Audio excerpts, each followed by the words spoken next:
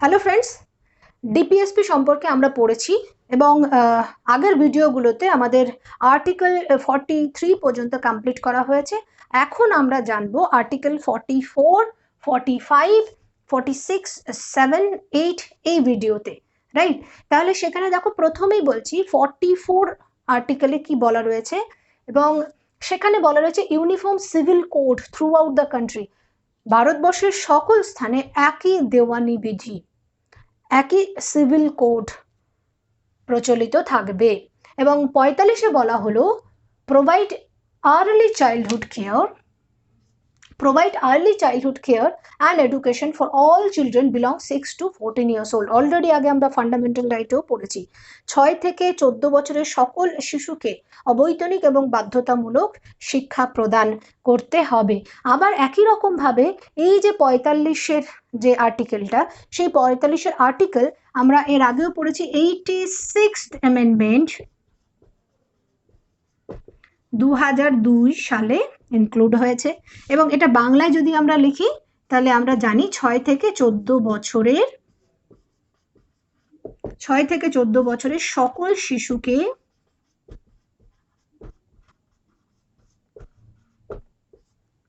অবৈতনিক ও বাধ্যতামূলক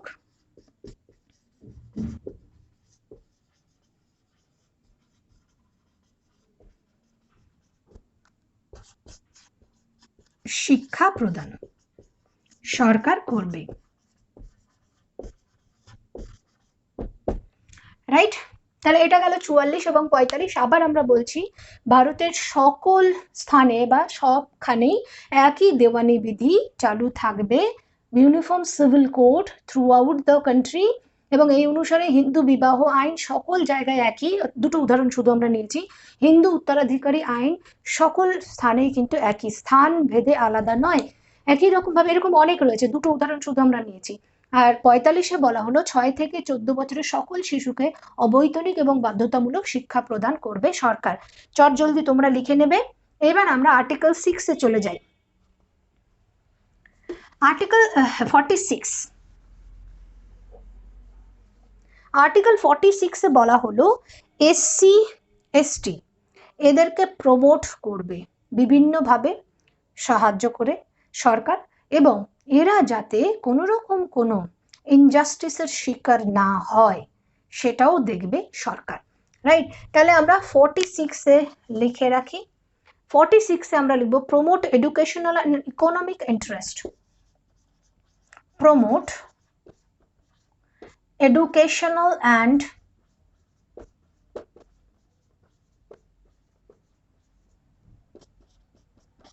economic interest to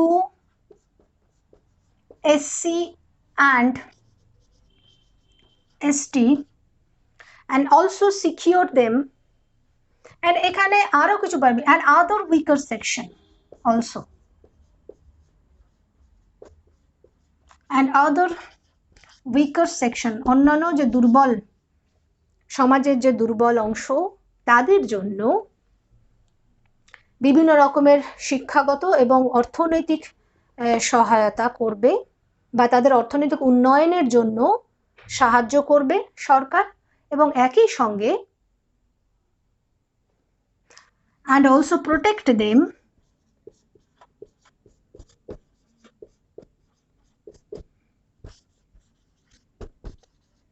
from inequalities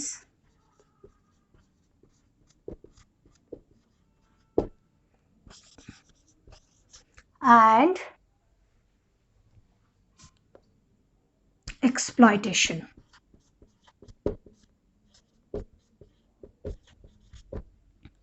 right? তার মানে এদের জন্য সিকিউর জাস্টিস ফর দেম, তাই তো বোঝাতে চাইছে, তাদের জন্য জাস্টিস সিকিউর করবে। তাহলে এসসি এসটি বা অন্যান্য দুর্বল শ্রেণীর জন্য সরকার কি কি বললাম, শিক্ষাগত এবং অর্থনৈতিক দিক থেকে যাতে উন্নতি হতে পারে বা উন্নয়ন করতে পারে সেই বিষয়ে সহায়তা করবে, এবং তারা যাতে কোনো রকম কোনো বৈষম্যের শিকার না হয়, কোনো রকম কোনো এক্সপ্লয়টেশনের শিকার না হয়, অবমাননার শিকার না হয়, সেটা দেখবে সরকার। তার মানে ইনডিরেক্টলি আমরা বলছি তাদের জন্য জাস্টিস সিকিউর করবে সরকার, রাইট? তাহলে এটা পেলাম 46।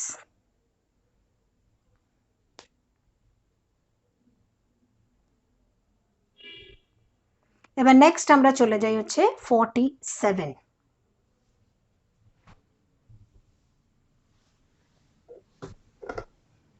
47-এ প্রথমে বোঝার চেষ্টা করো, দেখো আমি সরে যাচ্ছি, একটু লিখে নেবে বা স্ক্রিনশট নিয়ে নেবে।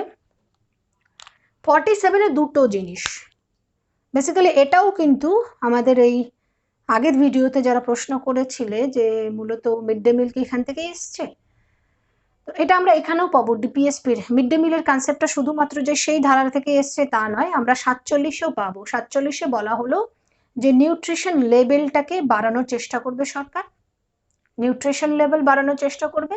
আর দ্বিতীয় হচ্ছে ঔষধ ব্যতীত যত মাদক দ্রব্য রয়েছে সেগুলি ব্যবহার নিষিদ্ধ করবে।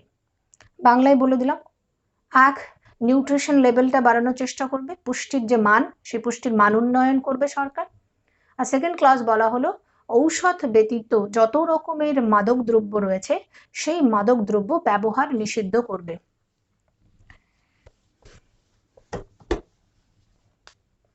তাহলে আর্টিকেল 47, তাহলে গভর্নমেন্ট কি করবে?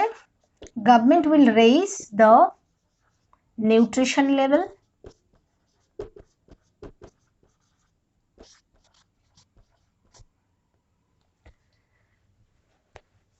এবং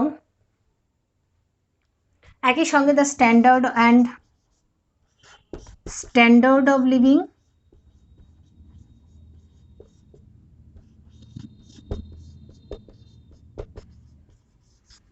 একই কথা আমরা বারবার বলছি। তো বিভিন্ন জায়গায় ডিপিএসপিতে বলা রয়েছে বিভিন্নভাবে। আর এর দ্বিতীয়টা প্রহিবিটস দ্য কনজাম্পশন অফ, সেকেন্ড ক্লজটা আমরা কি পাচ্ছি? প্রহিবিটস the consumption of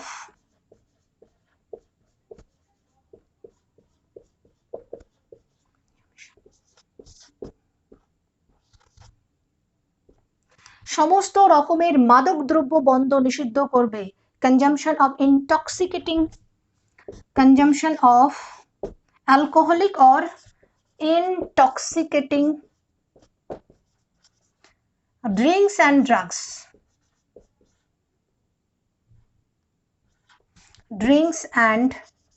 drugs except prescribed medicine.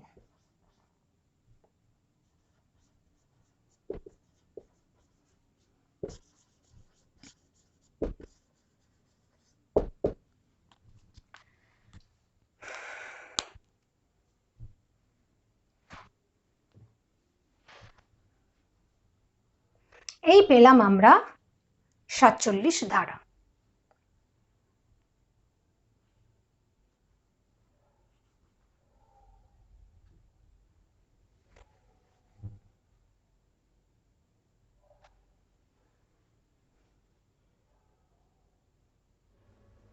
So next আমরা চলে আসছি 48 আর্টিকেলে।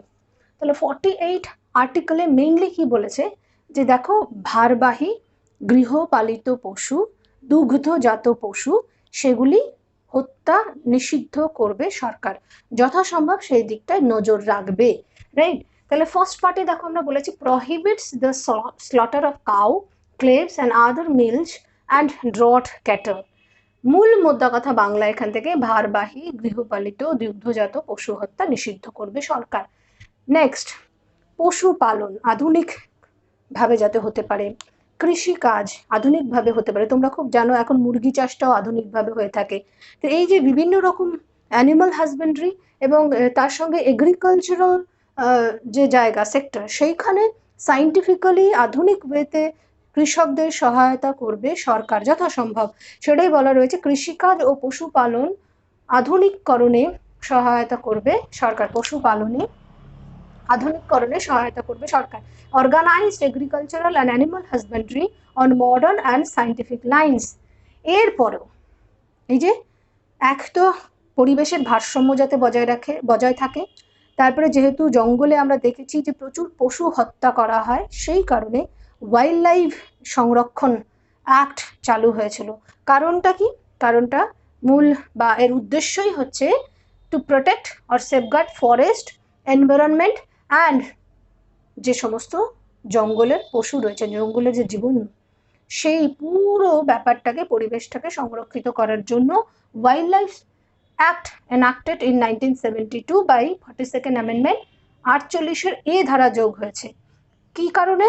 আমরা বললাম to protect and safeguard forest and wild life sanctuary and improvement of environment, পরিবেশের ভারসাম্য রক্ষা এবং বন্য প্রাণী হত্যা যাতে বন্ধ করা যায়, এবং সেটা একটা লিগাল অফেন্স, সেই কারণে ওয়াইল্ড লাইফ অ্যাক্ট এনাক্ট করা হয় এবং এটা 48-এর এ ধারায় যোগ করা হয়েছিল।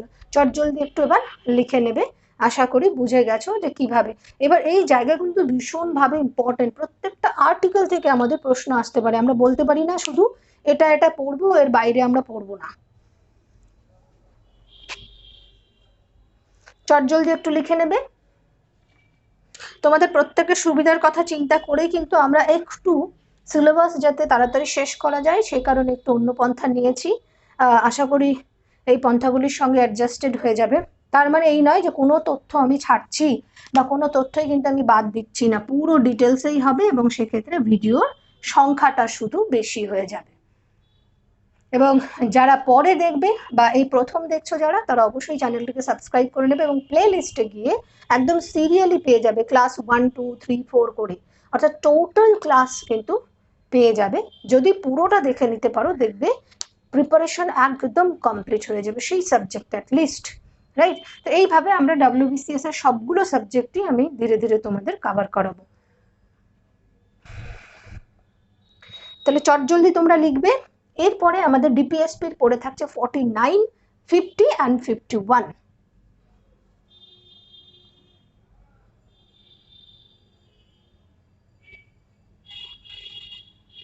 আশা করি হয়ে গেছে সকলের।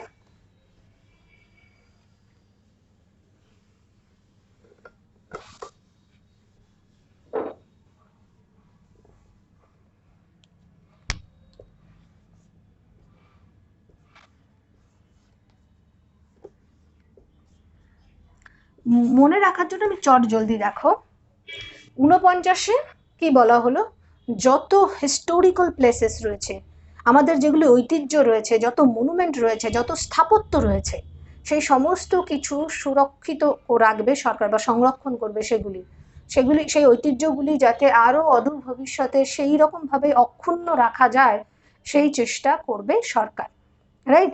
তাহলে 49-এ সেটাই বলা রয়েছে। এবার 50 দেখো, 50-এ এই যে বিচার বিভাগকে শাসন বিভাগ এবং আইন বিভাগ থেকে আলাদা করা হয়েছে, অর্থাৎ শাসন বিভাগ থেকে মূলত বিচার বিভাগকে স্বতন্ত্র রাখা হয়েছে এবং সেই কথাটাই বলা হয়েছে 50-এ, যথাসম্ভব বিচার বিভাগকে স্বতন্ত্র রাখবে সরকার।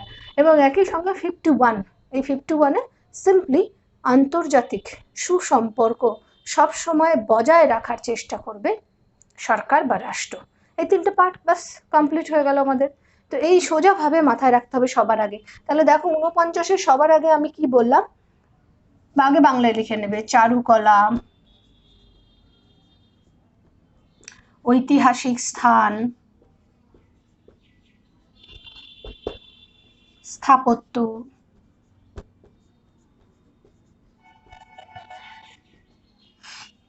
বিভিন্ন যে মনুমেন্ট,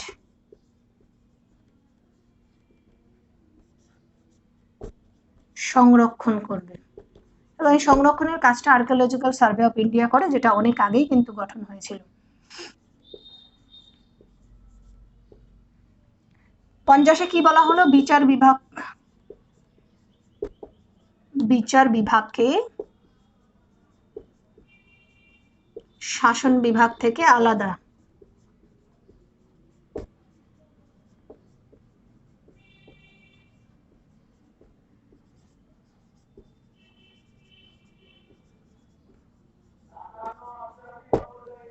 এখানে তো কি বললাম, আন্তর্জাতিক সুসম্পর্ক বজায় রাখবে। আন্তর্জাতিক সুসম্পর্ক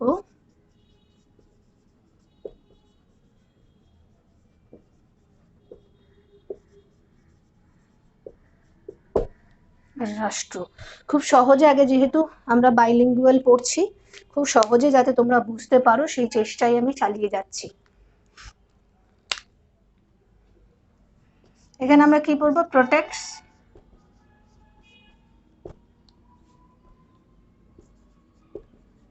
historical place,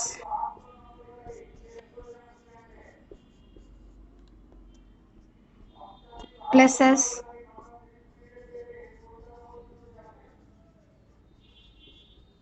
monuments,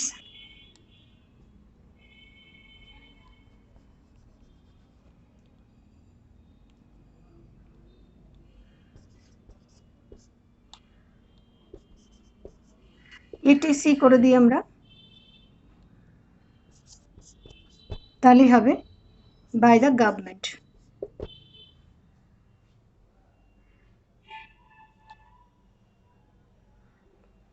চারুকলা, এটা আমরা বলেছি হচ্ছে artistic object.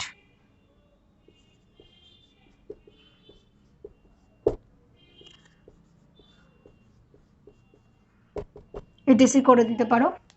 protects historical places, artistic objects and several monuments and other places actually, যেগুলি ধ্বংসাবশেষ যেগুলোকে বলি আমরা, সেইগুলি রক্ষা করবে।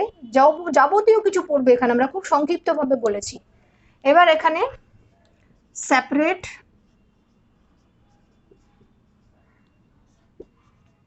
জুডিশিয়ারি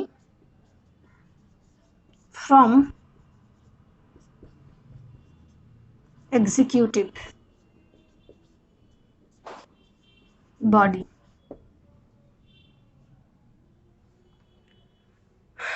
বিচার বিভাগকে শাসন বিভাগ থেকে আলাদা।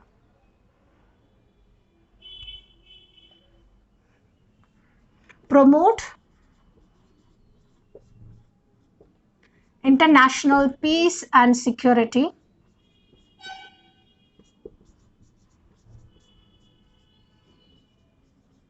peace and security and maintain friendly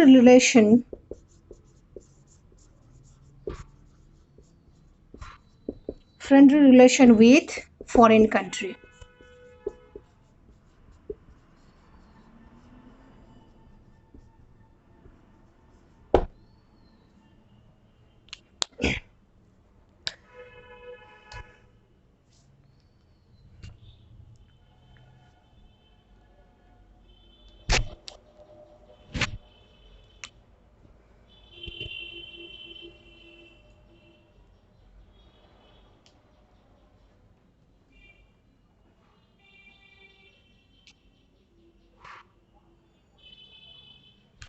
দেখো, আশা করি লিখে নিয়েছো।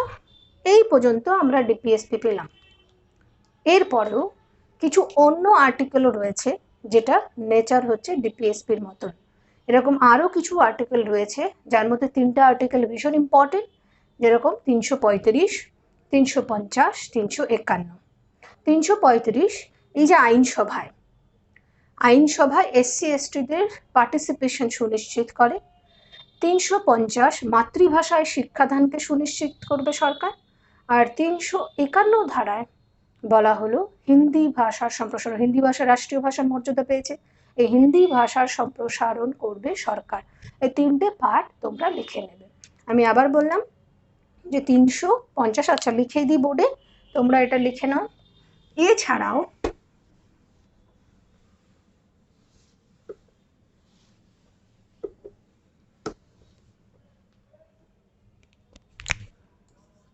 other articles which are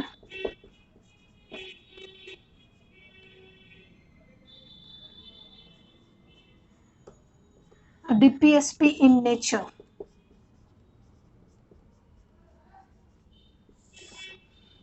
কি বললাম 335, 350 and 351. এখানে আমরা কি কি পাবো? 335 এ পেলাম participation of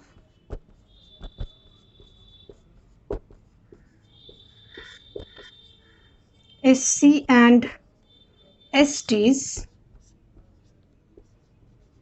in the legislative assembly, in legislative assembly in ratio, একটা নির্দিষ্ট অনুপাতে SC STদের জন্য সিট সংখ্যা ডিসাইড করা থাকে। Education in mother language,